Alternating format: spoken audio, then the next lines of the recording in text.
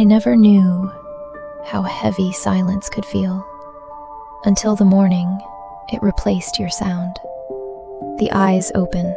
The pale light creeps across the wooden floor, the same floor where you used to sleep. I lay here in the quiet. I wait. I listen. My mind plays the same beautiful, cruel trick every single day. A fragile few seconds where my brain forgets that the world has changed. I listen for the soft click of your claws against the hardwood. I listen for the gentle jingle of the metal tags on your collar. I listen for the deep, rhythmic sound of your breathing right beside my bed. But there is only the wind against the glass. There is only the hum of the old house. The silence is deafening. It rushes in like a cold tide. The realization hits me again, just as hard as the very first day. You are not here. The space beside the bed is empty. The house feels too large, too still, too quiet. They say that home is made of walls and a roof, but home is actually made of sounds. The sound of a wagging tail against a chair, the sound of eager footsteps waiting at the door. When those sounds disappear, the house forgets how to be a home. The eyes open. The air is still, and I am awake, alone with the silence, alone with the memory of your pause. I rise from the bed. My woolen slippers shuffle against the floorboards. I walk down the narrow, dimly lit hallway. And then, out of pure, unbreakable habit, my foot steps slightly to the right. I step around the exact spot where you used to lie. You always lay right there, blocking the path, waiting for me to pass. I still step around you. My body remembers what my mind tries to forget. I reach the kitchen. The morning air is crisp and cool. I fill the heavy iron kettle with water. The stove clicks. The small blue flame flickers to life. I stand by the counter, leaning my tired weight against the wood. I look down. My hand automatically reaches toward the floor, expecting to feel soft fur, expecting to feel the warmth of your head resting against my knee, expecting a cold nose nudging against my palm, asking for nothing but love. But my fingers only touch the empty air. The phantom feeling remains. The memory of your warmth is still printed on my skin. I look into the living room. The morning sun casts a perfect golden square on the woven rug, your favorite spot. The sunbeam is still there. It falls exactly the way it used to, but it is empty now. The dust motes dance in the light, dancing slowly, dancing quietly. I pour the dark coffee into a ceramic mug. The steam rises, twisting and disappearing into the cold room. Slow living, quiet living, a routine built for two, now carried out by one. I carry my mug to the small wooden cabinet near the front door. I pull the top drawer open. It makes a low, creaking sound. And there, resting quietly in the corner, is your collar.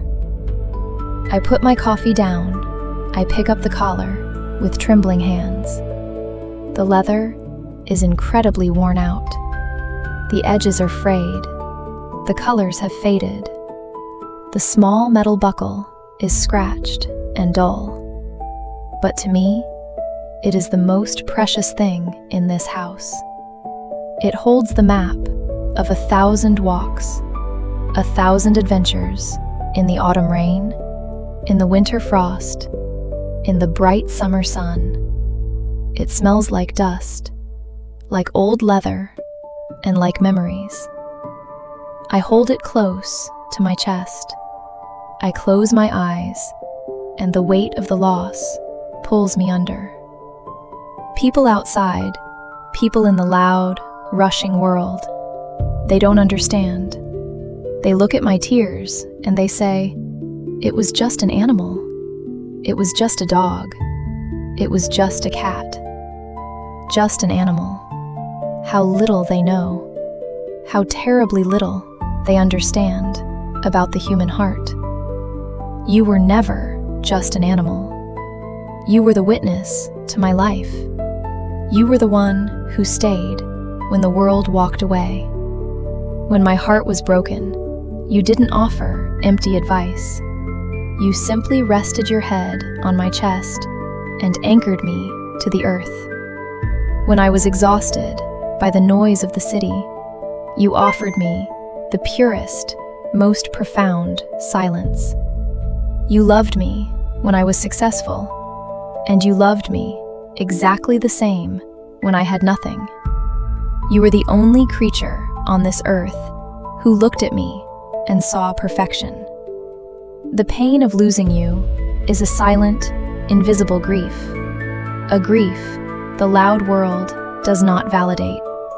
Society expects me to pack away your toys, to wash your blankets, and to go to work the next day, as if my entire universe hasn't shattered. But I feel it. I feel the invisible wound. It echoes in every empty room. It echoes in the quiet mornings. I open my eyes. I trace the rough edge of the leather collar with my thumb. The tears fall, but they are changing now. They are no longer the bitter, angry tears of the beginning. They are warm. They are the tears of a soul who realizes how profoundly lucky they were. I look at the empty sunbeam on the rug, and slowly, the shadows in the room begin to shift. The golden light expands. Maybe this agonizing pain is exactly what it is supposed to be. Maybe the reason your life was so much shorter than mine is a beautiful, hidden secret. We human beings take an entire lifetime to learn how to love.